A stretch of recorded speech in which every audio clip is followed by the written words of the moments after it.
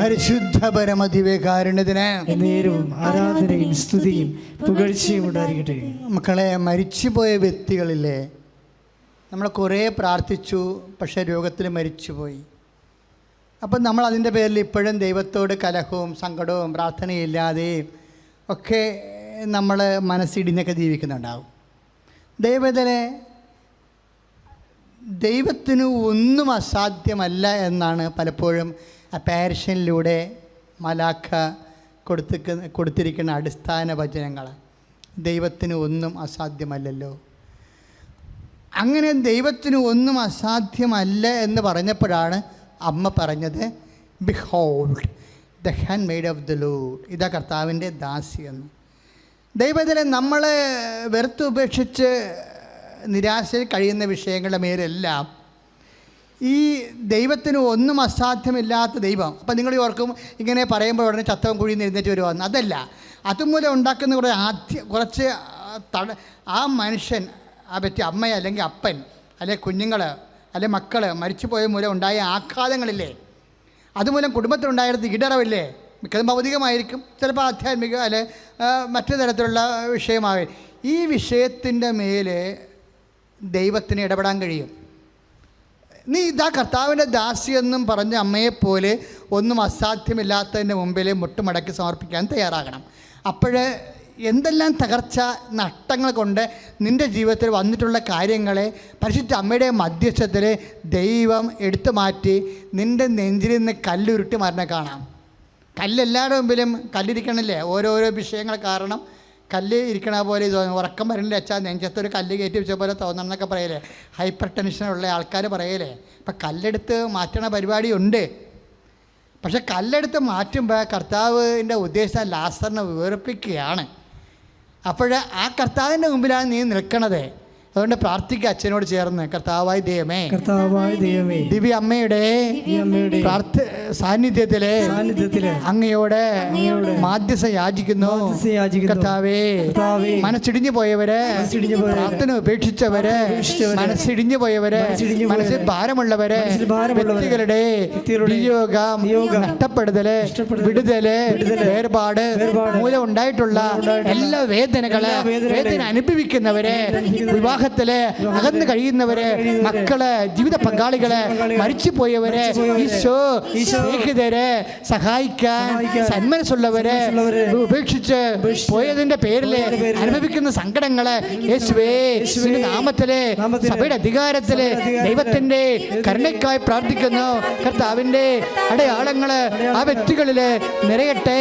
മനസ്സ് ഈ നിമിഷം എളുതാകട്ടെ, ഭാരം കുറയട്ടെ. ദൈവനാമത്തില് അവർ ആശ്വാസവും അനുഗ്രഹവും പ്രാപിക്കട്ടെ. ശ്രുതിക്കട്ടെ. ഹല്ലേലൂയ. യേശുവേ നന്ദി. ഹല്ലേലൂയ. യേശുവേ സ്തുതി. ഹല്ലേലൂയ. ആരാധിപ്പാൻ നമുക്ക് കാരണമുണ്ട്, കൈകൊട്ടി പാടാനേറെ കാരണമുണ്ട്. ആരാധിപ്പാൻ നമുക്ക് കാരണമുണ്ട്, കൈകൊട്ടി പാടാനേറെ കാരണമുണ്ട്. ഹല്ലേലൂയ, ഹല്ലേലൂയ, നമ്മുടെ യേശു ജീവിക്കുന്നു. ഹല്ലേലൂയ, ഹല്ലേലൂയ, നമ്മുടെ യേശു ജീവിക്കുന്നു. നമ്മുടെ യേശു ജീവിക്കുന്നു. പരിശുദ്ധ പരമദിവ്യകാരുണ്യത്തിന് നേരവും ആരാധനയും സ്തുതിയും പുകഴ്ചയും ഉണ്ടായിരിക്കട്ടെ. പരിശുദ്ധ പരമദിവ്യകാരുണ്യത്തിന് നേരവും ആരാധനയും സ്തുതിയും പുകഴ്ചയും ഉണ്ടായിരിക്കട്ടെ. ചില മക്കൾക്ക് വേണ്ടി നമ്മൾ പ്രാർത്ഥിക്കാം. അവർ ദുർനടപ്പിൽ ചെന്ന് ചാടും, ചിലപ്പോൾ തെറ്റായ പ്രണയബന്ധത്തിൽ ചെന്ന് കുരുങ്ങിപ്പോകും. അവർ തന്നെയും രണ്ടും മൂന്നും ദൈവത്തെക്കുറിച്ച് ബോധ്യതയില്ലാത്ത കാരണം പല അബോർഷൻസും സംഭവിക്കും. പിന്നെ കുഞ്ഞുങ്ങൾ അവർക്ക് ഉണ്ടാകത്തില്ല, പിന്നെ കുഞ്ഞുങ്ങൾ ആഗ്രഹിച്ചാലും കിട്ടത്തില്ല. ഇങ്ങനെ പലതരം പ്രശ്നങ്ങളിൽ മനസ്സിടിഞ്ഞു പോയിട്ടുള്ള മനുഷ്യരെ, ഇവരെല്ലാം ഫയൽ ക്ലോസ് ചെയ്ത ആൾക്കാരാണ്. സക്കറിയായെ പോലെ ഇനി ഒന്നും നടക്കത്തില്ല, ഉള്ള കഞ്ഞിയും കുടിച്ച് ഉള്ള പ്രാർത്ഥനയും ചൊല്ലി ജീവിച്ചേക്കാം എന്നൊക്കെ പറഞ്ഞ് ജീവിക്കുന്ന ഒരാളാണ്. പക്ഷേ ദൈവം ഈ നിമിഷം നിൻ്റെ ജീവിതാവസ്ഥകളിലേക്ക് പരിശുദ്ധ അമ്മയുടെ മധ്യസ്ഥതയിൽ നീ ചെയ്ത ഉടമ്പടി പ്രകാരമോ നീ ഇപ്പോഴും കൂടുന്ന ആരാധന അടിസ്ഥാനത്തിലോ നിന്നെ സഹായിക്കാൻ പോവുകയാണ്. ദൈവത്തിലെ ഇതിനേക്കാൾ വലിയൊരു നിമിഷം നമുക്ക് കിട്ടാനില്ല. നീ സ്തുതിക്കട്ടെ. ഇപ്പോൾ അടുത്ത കൃപാസന ആൾക്കാരെ പ്രത്യക്ഷപ്പെട്ട പരിശുദ്ധ അമ്മ നിനക്ക് വേണ്ടി മധ്യസ്ഥം വഹിക്കുന്നു. കർത്താവേ, ഇപ്പോഴും അങ്ങയുടെ മക്കൾ ലോകം മുഴുവനും കർത്താവെ ആരാധന കൂടുന്നവരെ കണ്ണുനീരോടെ പ്രാർത്ഥിക്കണം. ഈശോ പല പല കാര്യങ്ങൾ അവർക്ക് വേണ്ടി പ്രാർത്ഥിച്ച് അവരെ പ്രാർത്ഥിച്ച് മടുത്ത് അവസാനിപ്പിച്ചു. ഇപ്പോൾ അവർക്ക് പ്രാർത്ഥിക്കാൻ തന്നെ അവർക്ക് ഉശിരില്ല, അവർക്ക് മനസ്സില്ല, ഇടഞ്ഞു പോയി. കർത്താവ് ആ വ്യക്തികളിലേക്കെല്ലാം കർത്താവിൻ്റെ പരിശുദ്ധാത്മ പ്രവർത്തിക്കട്ടെ. കർത്താവ് ആരിപ്പോയി ചൂടാക്കുന്ന വാടിപ്പോയി നനച്ച് കിടപ്പിക്കുന്ന ദൈവത്തിൻ്റെ ശക്തിയായ പരിശുദ്ധാത്മാവിന്റെ കൃപയാൽ അമ്മയുടെ മധ്യസ്ഥത്തിൽ ഉണർന്നു വരട്ടെ. ഹല്ലേലൂയ, ഹല്ലേലൂയ, ഹല്ലേലൂയ, ഹല്ലേലൂയ, ഹല്ലേലൂയ. യേശുവേ നന്ദി, ഹല്ലേലൂയ. പരിശുദ്ധ പരമദിവ്യകാരുണ്യത്തിന് നേരവും ആരാധനയും സ്തുതിയും പുകഴ്ചയും ഉണ്ടായിരിക്കട്ടെ. മക്കളെ, പലതരത്തിലുള്ള നെഗോസിയേഷൻസ് കഴിഞ്ഞു. വഴി കിട്ടണില്ല, പലരെ ഇടപെടുത്തി വീട് വെക്കാൻ പറ്റണില്ല, അവിടെ വിറ്റ് പോകണു, അവിടെ താമസിക്കാനും പറ്റത്തില്ല, വിട്ടുപോകാനും പറ്റത്തില്ല. പോയാൽ ഇത് വിറ്റ് കഴിഞ്ഞാൽ ഇതിനേക്കാൾ 10 ഇരട്ടി വില കൊടുത്ത് മേടിക്കാൻ കാശുമില്ല. അതുകൊണ്ട് ഇവിടെ കിടന്ന് ഒടുങ്ങിയേക്കാമെന്നൊക്കെ വിചാരിച്ച് മനസ്സിടിഞ്ഞു പോയ കുറേ മക്കളുണ്ട്. അവരെല്ലാം ഇതുപോലെ പ്രാർത്ഥിച്ച് മടുത്ത് ഫയൽ ക്ലോസ് ചെയ്ത ആൾക്കാരാണ്. സക്കറിയാനെ പോലെ അവർക്ക് വേണ്ടി പ്രാർത്ഥിക്കാൻ പോകുകയാണ്. അച്ഛനോട് ചേർന്ന് പ്രാർത്ഥിക്കുക. കർത്താവായ ദൈവമേ, അനേക മക്കള് വീട്, സ്ഥലം, വിവാഹം, കുഞ്ഞുങ്ങള്, ജോലി, ഇങ്ങനെയുള്ള കാര്യങ്ങൾക്ക് വേണ്ടി പ്രാർത്ഥിച്ച് മടുത്ത് പ്രാർത്ഥന ഉപേക്ഷിച്ച് ദൈവത്തിന്റെ കരുണയിലുള്ള പ്രത്യാശയും പൊലിഞ്ഞു പോയവര് കർത്താവേ, ഈ നിമിഷം അമ്മയുടെ മധ്യസ്ഥത്തില് അവരെ ഏറ്റെടുക്കണമേ. ദൈവത്തിന്റെ കരുണ അവരിലേക്ക് ആവശ്യിക്കട്ടെ.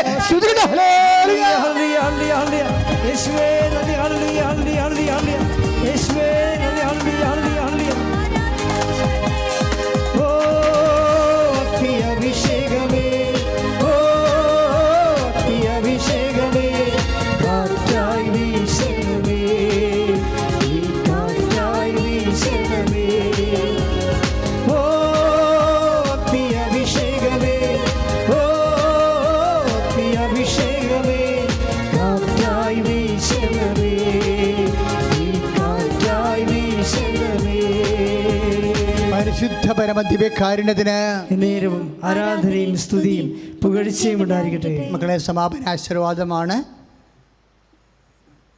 നിങ്ങൾ ഉടമ്പടി ചെയ്ത വിഷയങ്ങൾ എപ്പോഴും വീണ്ടും പരിശുദ്ധ അമ്മയെ വഴി ഈശോയ്ക്ക് സമർപ്പിക്കുക.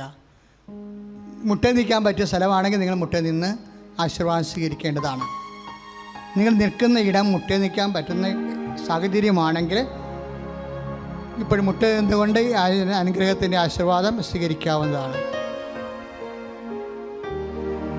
ഞങ്ങളൊരു നിമിഷം അവനുമായി നിങ്ങൾ വെച്ച എല്ലാ വിഷയങ്ങളും ഈ ആരാധന ലൈവായി കൂടാൻ പോകുന്ന ഇന്നും നാളെ ഈ ആഴ്ച മൊത്തമായി ഈ ആരാധന തുറന്ന് കാണുന്ന എല്ലാവർക്കും അവരുടെ ജീവിത ആവശ്യങ്ങൾക്ക് വേണ്ടി അച്ഛൻ അവനുമായി പ്രാർത്ഥിക്കുന്നു. കർത്താവേ, ഈ മാസം മുഴുവനും ഈ ആരാധനയിൽ പങ്കെടുക്കാൻ പോകുന്ന അനവധിയായ മക്കളെ അവിടെ പറ്റാത്ത കണ്ണുനീരിനെ ഏറ്റെടുത്തുകൊണ്ട് ലോക്ക്ഡൗൺ കഴിയുമ്പോൾ ഇവിടെ വന്ന് സാക്ഷ്യം പറയാൻ അവരെ അനുഗ്രഹിക്കണമേ. അമ്മയുടെ പ്രാർത്ഥന നീ മാനിച്ചുകൊണ്ട് ഉടമ്പടിയെ നീ മാനിക്കണമേ. വാഗ്ദാനത്തെ പ്രാപിക്കാൻ വേണ്ടിയുള്ള ജനങ്ങളുടെ പ്രത്യാശയെ ഉദ്ദീപിക്കണമേ. നിത്യം പിതാവും പുത്രനും പരിശുദ്ധാത്മാവുമായ സർവേശ്വരായ നീക്കം. ആമേൻ. നമ്മുടെ എല്ലാ ജീവിത നിയോഗങ്ങളെയും സമർപ്പിച്ചുകൊണ്ട് 2 കരങ്ങളും ഉയർത്തി സ്തുതിച്ചുകൊണ്ട് ആശീർവാദം സ്വീകരിക്കാം. ഹല്ലേലൂയ, ഹല്ലേലൂയ. യേശുവേ ആരാധന, ആരാധന. ഹല്ലേലൂയ, ഹല്ലേലൂയ, ഹല്ലേലൂയ, ഹല്ലേലൂയ. ജീവിക്കുന്നവനായ ദൈവമേ, ഞങ്ങളെ ആശീർവദിക്കണമേ.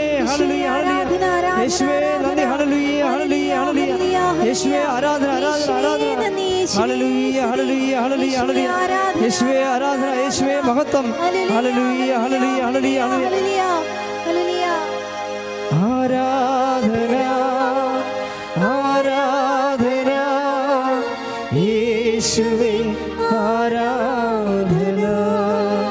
പരിശുദ്ധ പരമമാ ദിവ്യകാരുണ്യമേ, എന്നുമെന്നും അങ്ങേയ്ക്കാരാധന. പരിശുദ്ധ പരമമാ ദിവ്യകാരുണ്യമേ, എന്നുമെന്നും അങ്ങേയ്ക്കാരാധന. ആവേ ആവേ ആവേ മരിയ, ആവേ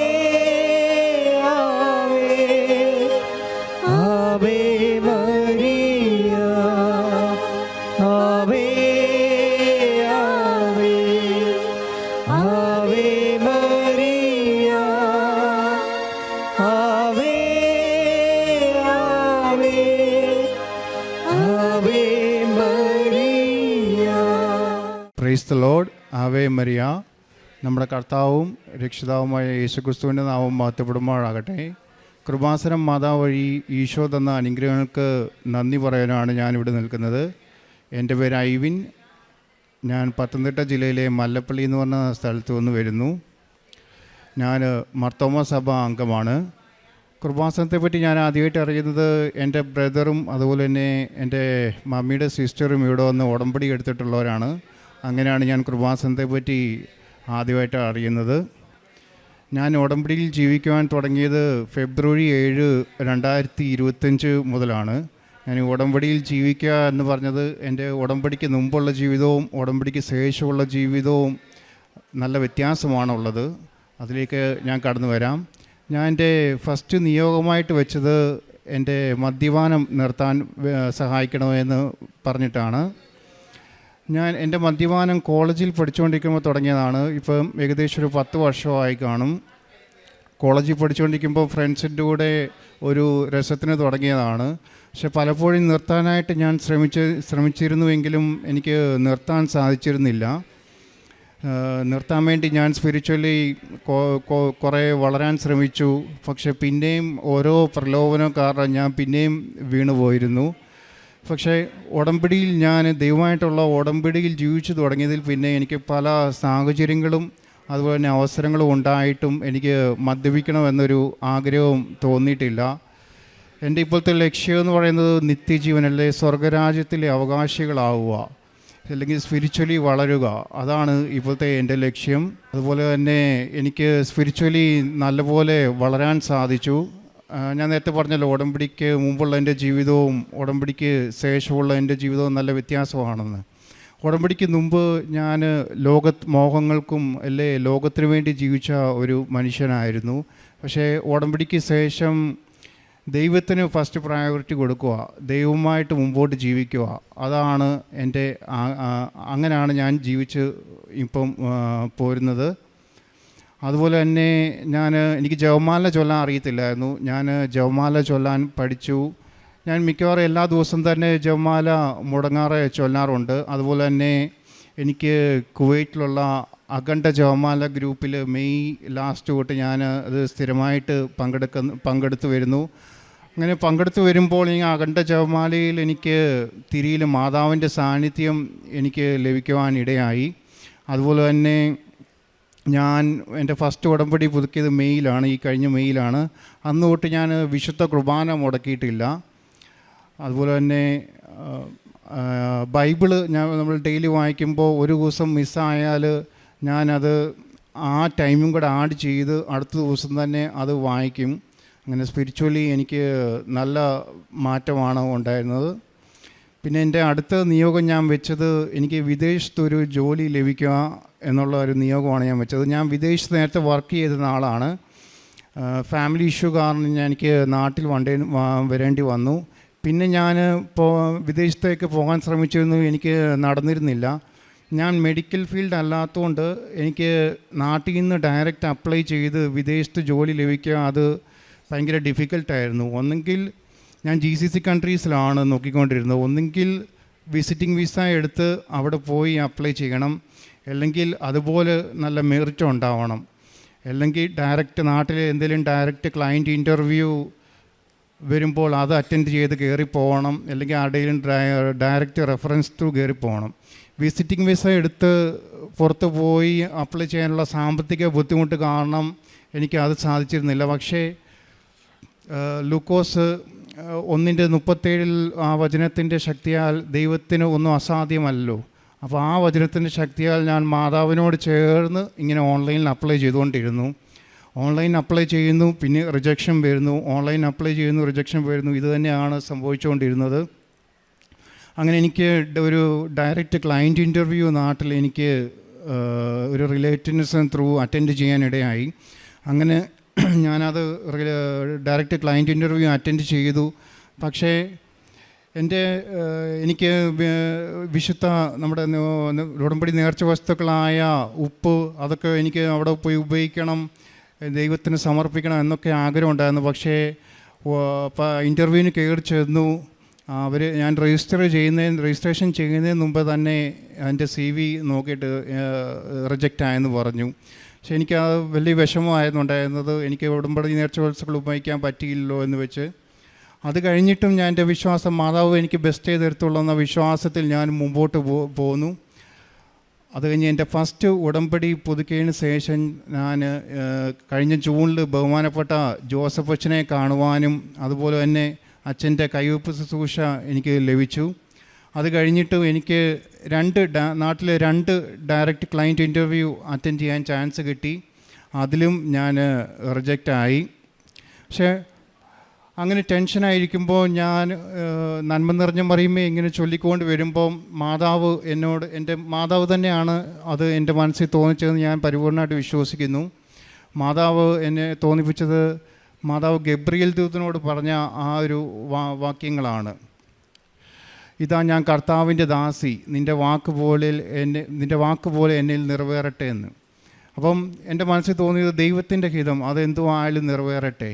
ഇപ്പം എനിക്ക് വിദേശത്ത് പോകാനല്ല, നാട്ടിലാണെങ്കിൽ അത് തന്നെ ദൈവത്തിൻ്റെ ഹിതം അങ്ങനെ തന്നെ നിറവേറട്ടെ എന്ന് പറഞ്ഞ് ഞാൻ പിന്നെ ഡേറ്റ് ഇട്ട് അപ്ലൈ ചെയ്ത് എൻ്റെ രണ്ടാമത്തെ ഉടമ്പടി പുതുക്കിയതിന് ശേഷം ഞാൻ ഡേറ്റ് ഇട്ട് അപ്ലൈ ചെയ്യാൻ തുടങ്ങി. 1 മാസം മുമ്പോട്ടുള്ള ഡേറ്റ് ഇട്ടാണ് ഞാൻ അപ്ലൈ ചെയ്ത് തുടങ്ങിയത്.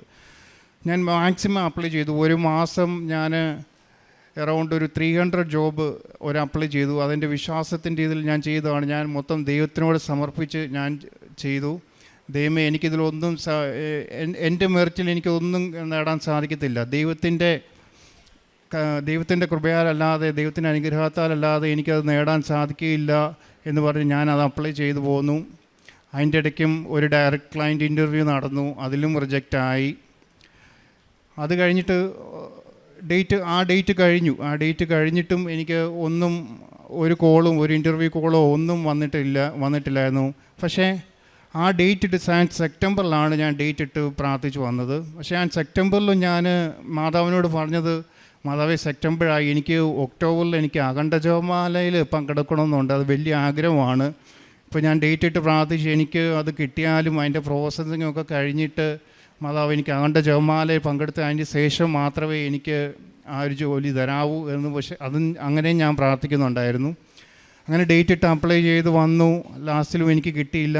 പിന്നെ അത് കഴിഞ്ഞിട്ട് ദൈവത്തിൻ്റെ ഹിതം അതെന്തോ ആണേലും എൻ്റെ ജീവിതത്തിൽ നിറവേറുമാറാകട്ടെ എന്ന് പറഞ്ഞ് ഞാൻ മുമ്പോട്ട് പോന്നു. അത് കഴിഞ്ഞ് ഞാൻ നാട്ടിലും അപ്ലൈ ചെയ്തു. 2 ജോബ് അപ്ലൈ ചെയ്തു. ഇൻ്റർവ്യൂവിന് വിളിച്ചു, അത് കിട്ടിയില്ല. പക്ഷേ ഞാൻ ഡേറ്റ് ഇട്ട് അപ്ലൈ ചെയ്ത ആ ജോബ് ഒരു 2-3 പേര് എന്നെ വിളിച്ചു.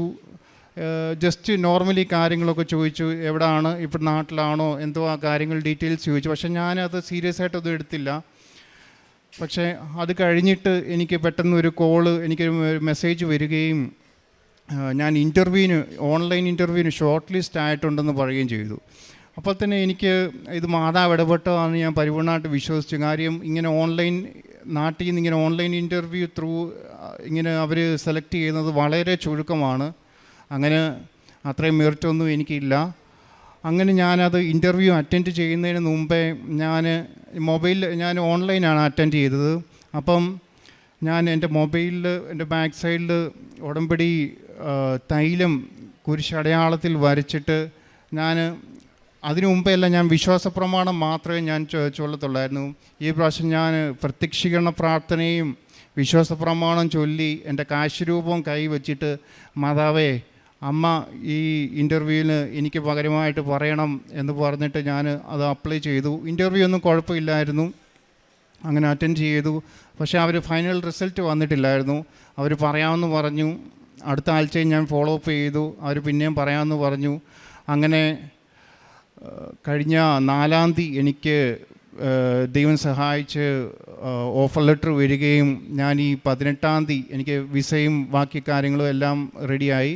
ഞാൻ ഈ 18-ാം തീയതി ഞാൻ UAE-യിലാണ് എനിക്ക് ജോലി ലഭിച്ചത്. ഞാൻ ഈ 18-ാം തീയതി ഞാൻ UAE-യിലേക്ക് പോവും. ഇത്രയും അനുഗ്രഹങ്ങളും അതുപോലെ തന്നെ ഞാൻ ഫസ്റ്റ് തൊട്ട് ഞാൻ ജോലി അപ്ലൈ ചെയ്യുന്ന സമയത്തെല്ലാം എൻ്റെ മാതാവിൻ്റെ കാശുരൂപം ഞാൻ മുറുകെ പിടിച്ചിട്ട് ഞാൻ ബൈബിൾ വചനങ്ങൾ വായിച്ച് നിനക്ക് മുമ്പേ പോയി മലകൾ നിരപ്പാക്കുകയും പിച്ചളവാതികൾ തകർക്കുകയും ഇരുമ്പോടകൾ ഒടിക്കുകയും ചെയ്യുന്ന യെശയ്യാവിൻ്റെ 45:2-3 ആ വചനങ്ങൾ വായിച്ചാണ് ഞാൻ അപ്ലൈ ചെയ്തുകൊണ്ടിരുന്നത്. ഇത്രയും അനുഗ്രഹങ്ങളും നന്മകളും തന്ന മാതാവിനും ഈശോയ്ക്കും ഒരുപാട് നന്ദി. അതുപോലെ എൻ്റെ പ്രേക്ഷിത പ്രവർത്തനത്തെ പറ്റി പറയുവാണെങ്കിൽ, ഞാൻ കഴിഞ്ഞ ഫെബ്രുവരിയിൽ ഉടമ്പടി എടുത്ത ആളാണ്. ആദ്യമൊക്കെ എനിക്ക് പത്രം കൊടുക്കാൻ ഭയങ്കര മടിയായിരുന്നു. ആൾക്കാർ കൊടുക്കുമ്പോൾ എന്ത് പറയും, അവർ മേടിച്ചില്ലെങ്കിൽ എന്ത് ചെയ്യും, അങ്ങനെയൊക്കെയുള്ള ഒരു ഇതുണ്ടായിരുന്നു. അങ്ങനെ ഉടമ്പടി എൻ്റെ ഫസ്റ്റ് പുതുക്കുന്നതിന് മുമ്പ് വരെ ഞാൻ ജസ്റ്റ് ഇങ്ങനെ പത്രം കൊടുക്കും. മാതാവിനെയും ഈശോനെയും അനുഭവിച്ചറിഞ്ഞവിടെ സാക്ഷികളെങ്കിൽ പത്രമാണ് എന്ന് പറഞ്ഞ് ഞാൻ ജസ്റ്റ് കൊടുക്കും. അത് കഴിഞ്ഞ് എൻ്റെ ഫസ്റ്റ് ഉടമ്പടി ഞാൻ പുതുക്കിയ സമയത്ത് ഞാൻ ഇവിടെ വരുമ്പം എനിക്ക് 3 സെറ്റ് പത്രം കിട്ടി. അപ്പം ഞാൻ മനസ്സിൽ വിചാരിച്ചു, 3 സെറ്റ് പത്രം എന്താ കിട്ടുന്നത്, 1 സെറ്റ് പത്രമല്ലേ ഒരു മാസം കിട്ടുന്നതെന്ന്. അപ്പം മാതാവ് എൻ്റെ മനസ്സിൽ തോന്നിച്ചത്, എന്തുകൊണ്ട് ഒരു മാസം 3 സെറ്റ് പത്രം കൊടുത്തുകൂടാ. സോ ഞാൻ കഴിഞ്ഞ മെയ് തൊട്ട് എല്ലാ മാസവും 3 സെറ്റ് പത്രം വീതം ഞാൻ ഇവിടെ നിന്ന് വാങ്ങിയിട്ടുണ്ട്. ഈ 9 മാസത്തിനുള്ളിൽ ദൈവം സഹായിച്ച് 22 സെറ്റ് പത്രം എനിക്ക് കൊടുക്കാൻ സാധിച്ചു. പക്ഷേ എന്നാൽ എൻ്റെ പ്രേക്ഷിത പ്രവർത്തനം അത്ര പൂർണ്ണതയിലെത്തിയിട്ടില്ലായിരുന്നു. ഞാൻ ഡേറ്റ് ഇട്ട് പ്രാർത്ഥിച്ച അന്ന് മുതലാണ് എൻ്റെ പ്രേക്ഷിത പ്രവർത്തനം പൂർണ്ണതയിലേക്ക് എത്തിയത്. ഞാൻ കഴിഞ്ഞ ഓഗസ്റ്റിൽ ഇങ്ങനെ പത്രം കൊടുക്കാൻ പോകുമ്പോൾ ഒരു മുസ്ലിം സഹോദരിയെ കണ്ടിട്ട് ഞാൻ ജസ്റ്റ് പത്രം കൊടുത്ത് യേശുവിനെ മാതാവിനെ അനുഭവിച്ചറിഞ്ഞയുടെ സാക്ഷികൾ അടങ്ങിയ പത്രമാണെന്ന് പറഞ്ഞ് കൊടുത്തു. അപ്പം അവർ തിരിച്ചു ചോദിച്ചു, ഇതെന്താ കൃപാസനത്തിൽ എന്തോ കൃപാസനം കാര്യങ്ങൾ ചോദിച്ചു. പക്ഷേ എനിക്ക് കൂടുതലായിട്ടൊന്നും പറയാൻ പറ്റിയില്ല, ഞാൻ സ്റ്റക്കായി. പക്ഷേ അന്ന് തൊട്ട് എനിക്ക് ഭയങ്കര വിഷമമായി, എന്തുകൊണ്ട് എനിക്ക് പറയാൻ സാധിച്ചില്ല. പിന്നെ ഞാൻ ഈ സെപ്റ്റംബർ തൊട്ട് ഞാൻ നമ്മുടെ കർത്താവ് യേശു ക്രിസ്തുവിനെയും കൃപാസന മാതാവിനെയും അനുഭവിച്ചറിഞ്ഞവരുടെ സാക്ഷ്യങ്ങളടങ്ങിയ പത്രമാണെന്ന് പറഞ്ഞിട്ട് എൻ്റെ ജീവിതാനുഭവം, എൻ്റെ മുമ്പത്തെ മദ്യപാന ആ ഒരു ജീവിതവും ഇപ്പോഴത്തെ ഉടമ്പടിക്ക് ശേഷമുള്ള എൻ്റെ ജീവിതവും ഞാൻ എൻ്റെ അനുഭവങ്ങൾ പറഞ്ഞിട്ടാണ് ഞാൻ എൻ്റെ പ്രേക്ഷിത പ്രവർത്തനം ഞാൻ ചെയ്തത്. ഞാനിപ്പം എല്ലായിടത്തും തന്നെ കൊടുത്തിട്ടുണ്ട്. ഹോസ്പിറ്റലിൽ കൊടുത്തിട്ടുണ്ട്, ഓട്ടോ സ്റ്റാൻഡിൽ കൊടുത്തിട്ടുണ്ട്, ട്രെയിനിൽ കൊടുത്തിട്ടുണ്ട്, കടകളിൽ കൊടുത്തിട്ടുണ്ട്. അതുപോലെ എൻ്റെ കാരുണ്യ പ്രവൃത്തിയും സെപ്റ്റംബർ തൊട്ടാണ് ഞാൻ ആക്റ്റീവായിട്ട് തുടങ്ങിയത്, ഡേറ്റ് ഇട്ട് പ്രാർത്ഥിച്ച ആ സമയം തൊട്ട്. അതിനു മുമ്പേ കാരുണ്യ പ്രവൃത്തി ഞാൻ ചെയ്യുമായിരുന്നെങ്കിലും അതൊരു പൂർണ്ണതയിൽ എത്തിയിട്ടുണ്ടായിരുന്നില്ല. ഞാൻ അതിനു മുമ്പേ പൊതിച്ചോറ് കൊടുക്കുമായിരുന്നു. ഞങ്ങളുടെ അടുത്ത് ശാലോം കാരുണ്യഭവൻ എന്ന ഒരു മാനസിക ആരോഗ്യ കേന്ദ്രം, അവരുടെ ആ മക്കൾക്ക് ഞാൻ പൊതിച്ചോറ് കൊടുക്കുമായിരുന്നു. അതുപോലെ തന്നെ ഹോട്ടലിൽ നിന്ന് ഫുഡ് വാങ്ങി ഞാൻ വഴിയിലിരിക്കുന്ന പാവങ്ങൾക്ക് ഞാൻ ഫുഡ് കൊടുത്തിട്ടുണ്ട്. അതുപോലെ തന്നെ ഡയാലിസിസ് രോഗികൾക്ക് സഹായം ചെയ്തിട്ടുണ്ട്. പിന്നെ രോഗികളെ സന്ദർശിച്ചിട്ടുണ്ട്. ഞാൻ 2 പ്രാവശ്യം രോഗികളെ സന്ദർശിച്ച് അവർക്കും ഞാൻ സഹായം ചെയ്തിട്ടുണ്ട്. പക്ഷേ ഇത്രയും കാരുണ്യപ്രവൃത്തി ചെയ്യുമ്പോഴും എനിക്ക് സാമ്പത്തികമായിട്ടൊരു ബുദ്ധിമുട്ടുണ്ടായിരുന്നു. പക്ഷേ എനിക്ക് കാരുണ്യപ്രവൃത്തി ആ ഒരാഴ്ചയിൽ എനിക്ക് ചെയ്യണമെന്ന് എൻ്റെ മനസ്സിൽ മാതാവ് അത് പറഞ്ഞുകൊണ്ടിരുന്നു. ഞാൻ ഈ ഡേറ്റ് ഇട്ട് പ്രാർത്ഥിച്ച സെപ്റ്റംബർ അന്ന് തൊട്ട് ഞാൻ അടുത്തുള്ള എൻ്റെ ശാലോം കാരുണ്യഭവനിൽ പോയിട്ട് അവിടെയുള്ള മക്കൾക്ക് ഞാൻ ഷേവ് ചെയ്യുകയും അവരെ കുളിപ്പിക്കുകയും ഒക്കെ ഞാൻ ചെയ്തിട്ടുണ്ട്. അപ്പം അവിടെ ആ ഒരു വചനം എനിക്ക് കാണുവാനിടയായി. മത്തായി 25:40. നമ്മൾ മറ്റുള്ളവരെ സഹായവും അല്ലെങ്കിൽ നമ്മൾ കാരുണ്യപ്രവൃത്തി ചെയ്യുമ്പോഴും മറ്റുള്ളവരെ നമ്മൾ യേശുവിനെ കാണുക, യേശുവിന് ചെയ്തു കൊടുക്കുന്ന പോലെ മറ്റുള്ളവരെയും കാണുക, മറ്റുള്ളവരെയും സഹായിക്കുക. ഇത്രയും അനുഗ്രഹങ്ങൾ എനിക്ക് തന്ന മാതാവിനും ഈശോയ്ക്കും 1000 കോടാനുകോടി നന്ദി പറയുന്നു. ആദ്യം തന്നെ ഞങ്ങളുടെ അമ്മ മാതാവിൻ്റെ ഈ പ്രത്യക്ഷണത്തിൻ്റെ ഒരു സാക്ഷിയാക്കി മാറ്റിയതിന് അമ്മ മാതാവിനും ഈശോയ്ക്കും ഒരുപാട് നന്ദിയുണ്ട്. എൻ്റെ പേര് ബിനി, ഇതെൻ്റെ ഹസ്ബൻഡ് ജോബിൻ. ഞങ്ങൾക്ക് ഒരു പെൺകുഞ്ഞ്, അവരുടെ പേര് ടിയാര. ഞങ്ങൾ കോഴിക്കോട് മുക്കം എന്ന സ്ഥലത്ത് വരുന്നു. 2 അബോർഷന് ശേഷം ഞങ്ങൾക്ക് ഒരു 3ാമതൊരു കൊച്ചിനെ അമ്മ മാതാവ് ഞങ്ങൾക്ക് തന്നു. ഇത് കുറേ കോംപ്ലിക്കേഷൻസ് ഉണ്ടായിരുന്നു. ഞങ്ങളുടെ 9ാമത്തെ ആഴ്ചയിലാണ് ഇവൾക്ക് ഹാർട്ട് ബീറ്റ് തന്നെ കിട്ടുന്നത്. എല്ലാ 6 ആഴ്ച മുതൽ ഞങ്ങൾ എല്ലാ ആഴ്ചയിലും സ്കാനിങ് ചെയ്തിരുന്നു. 9ാമത്തെ ആഴ്ചയിൽ ഇവൾക്ക് ഹാർട്ട് ബീറ്റ് കിട്ടി. 3ാമത്തെ മാസത്തിൽ ഞങ്ങൾക്ക് ഇവൾക്ക് അംബ്ലിക്കൽ കോഡ് ബ്ലോക്കായിട്ട് കുഞ്ഞിന് ഫുഡ് പോകുന്ന വാൾവ് ആർട്ടറി ബ്ലോക്കായിരുന്നു. അങ്ങനെ ഞങ്ങൾ ഡോക്ടർ പറഞ്ഞു എക്കോസ്പിരിൻ കഴിക്കാൻ. അങ്ങനെ 8ാം മാസം വരെ എക്കോസ്പിരിൻ കഴിച്ചു. 5ാം മാസത്തിലെ സ്കാനിങ്ങിൽ ഞങ്ങൾക്ക് കൊച്ചിൻ്റെ കുടൽ ബ്ലോക്കായി കണ്ടു. പിന്നെ കൊച്ചിന് ഹാർട്ടിന് 2 വാൾവ് കിട്ടി, വാൾവ് ഉണ്ടെന്ന് പറഞ്ഞു. അപ്പം എന്തായാലും കൊച്ച് വയറിൻ്റെ ഉള്ളിൽ നിന്ന് തന്നെ മരിക്കും, അല്ലെങ്കിൽ പ്രസവിച്ച ഉടനെ തന്നെ മരിക്കുമെന്ന് പറഞ്ഞു. അപ്പം ഞങ്ങൾ എന്നാൽ പിന്നെ ഒന്നും കൂടെ വേറൊരു ഡോക്ടറിനെ കാണിക്കാമെന്ന് വിചാരിച്ചിട്ട് വേറൊരു സ്ഥലത്ത് കാണിച്ചു. അങ്ങനെ 4 ഡോക്ടേഴ്സിനെ 4 ഹോസ്പിറ്റലിൽ ചെന്ന് കാണിച്ചു.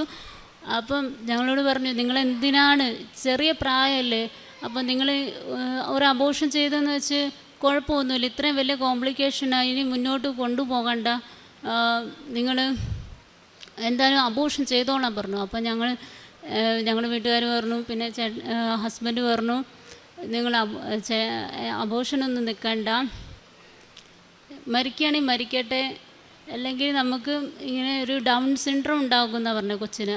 അപ്പം ഡൗൺ സിൻഡ്രത്തിലുള്ള കൊച്ച് ജനിച്ചോട്ടെ, നമുക്ക് അതിനെ നോക്കാമെന്ന് പറഞ്ഞു. അപ്പം ഞാൻ ഒരു നേഴ്സാണ്, അതുകൂടെ ഞാൻ ഡൗൺ സിൻഡ്രോം ഉള്ള കൊച്ചുങ്ങളുടെ കൂടെ ഒരുപാട് നാൾ ജീവിച്ച കുറ്റാണ്. അപ്പോൾ അവരുടെ ഓരോ കുറവുകൾ എന്ന് പറയുമ്പോൾ അവർക്കറിയാം, ഫുഡ് കഴിക്കാൻ അവർക്കറിയില്ല, അങ്ങനെ ഒരുപാട് ബുദ്ധിമുട്ട് ഞാൻ അവരുടെ നിന്ന് കണ്ടിട്ടുണ്ട്. അപ്പം ഞാൻ വിചാരിച്ചു, എനിക്കും അങ്ങനെ ഒരു കൊച്ചാണെങ്കിൽ ഞാൻ എന്ത് ചെയ്യും. അങ്ങനെ ഒരുപാട് എൻ്റെ പ്രഗ്നൻസി ഭയങ്കര സങ്കടകരമായി മുന്നോട്ട് പോയി. അങ്ങനെ 7ാം മാസം എത്തി. 7ാം മാസത്തിൽ ഷുഗർ ഭയങ്കര കൂടി. അപ്പം ഫ്ലൂയിഡ് കൂടുതലായി, ഇവൾക്ക് ബ്രീച്ച് പ്രസൻറ്റേഷൻ, കുട്ടി തല മുകളിലേക്ക് കിടക്കുന്നത് അങ്ങനെ പറഞ്ഞു. അപ്പോൾ എന്താ പറയുക, അപ്പം ഞങ്ങൾ ഒരുപാട് പ്രാർത്ഥിച്ചു. എല്ലാ ദിവസവും ഇവിടുന്ന് വെഞ്ചരിച്ച ഓയിൽ വെച്ച് വയറ് കൈവച്ച് കുരിശ് വരച്ച് പ്രാർത്ഥിച്ചിരുന്നു. അങ്ങനെ ഞങ്ങൾ ഡെലിവറി അടുത്തു.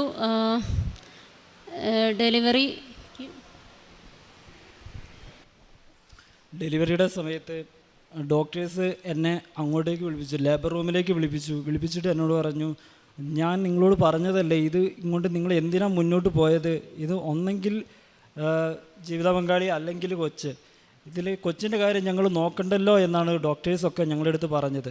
പക്ഷേ ഞാൻ പറഞ്ഞു, അത് പോരാ, 2 പേരെ എനിക്ക് വേണം, 2 പേരെ എനിക്ക് കിട്ടിയേ പറ്റുള്ളൂ. അങ്ങനെ അവരൊന്നും മിണ്ടാതെ പോയി. അങ്ങനെ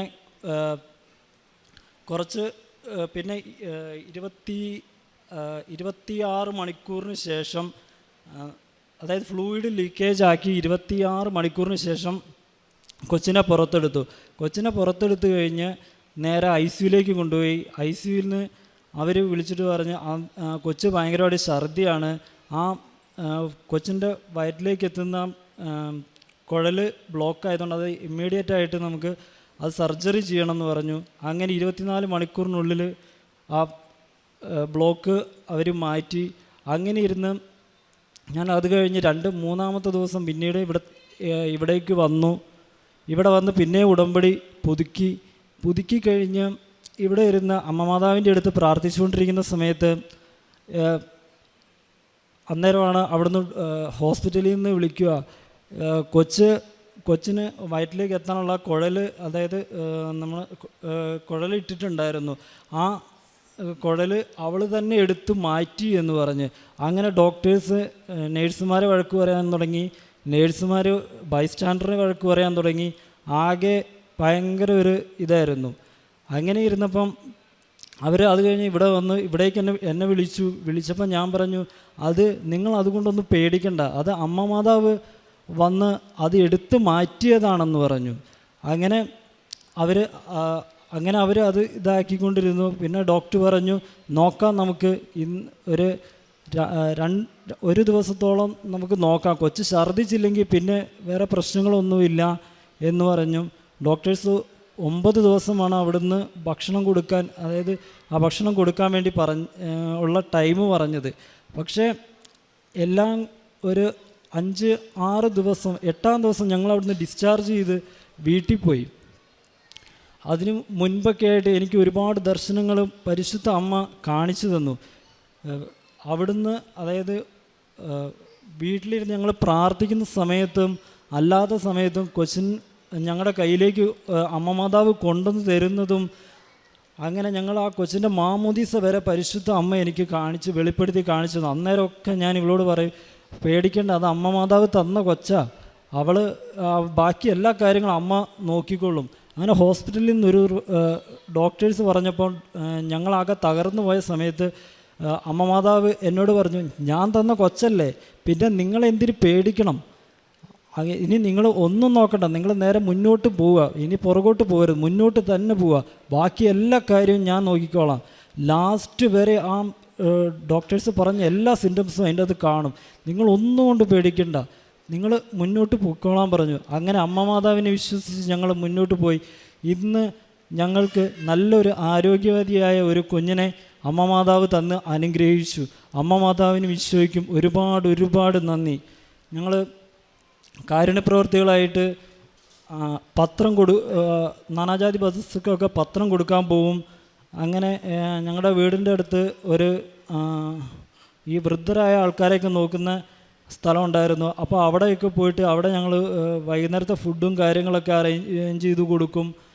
അങ്ങനെയൊക്കെയാണ് ഞങ്ങൾ ഓരോ കാര്യങ്ങൾ ചെയ്തുകൊണ്ടിരുന്നത്. ഞങ്ങൾ ആത്മീയ ജീവിതത്തിൽ ഒരുപാട് വളരാൻ സാധിച്ചു. എന്നും പരിശുദ്ധ കുർബാന, കുമ്പസാരം, അങ്ങനെയുള്ള എല്ലാ കാര്യങ്ങളിലേക്കും ഇന്ന് ഏറ്റവും കൂടുതൽ ഞങ്ങളങ്ങനെ മുന്നോട്ട് ആ വിശുദ്ധ കുർബാനയിലൂടെ അങ്ങ് മുന്നോട്ട് പോയിക്കൊണ്ടിരിക്കുന്നത്. അതുപോലെ എല്ലാ ദിവസവും കുടുംബ പ്രാർത്ഥന, രാവിലത്തെ ഡെയിലി ബ്രെഡ്, ഇതെല്ലാം ഞങ്ങൾ ഒരുമിച്ചിരുന്ന് കാണും, പ്രാർത്ഥിക്കും. ഇങ്ങനെയൊക്കെയാണ് ഞങ്ങൾ ഒരുപാട് ആത്മീയമായി ഒരുപാട് വളരാൻ ഞങ്ങളെ അമ്മ മാതാവ് സഹായിച്ചു. ഞങ്ങൾക്ക് എല്ലാ അനുഗ്രഹങ്ങളും തന്ന അമ്മ മാതാവിന് വിശ്വസിക്കും ഒരുപാട് നന്ദി.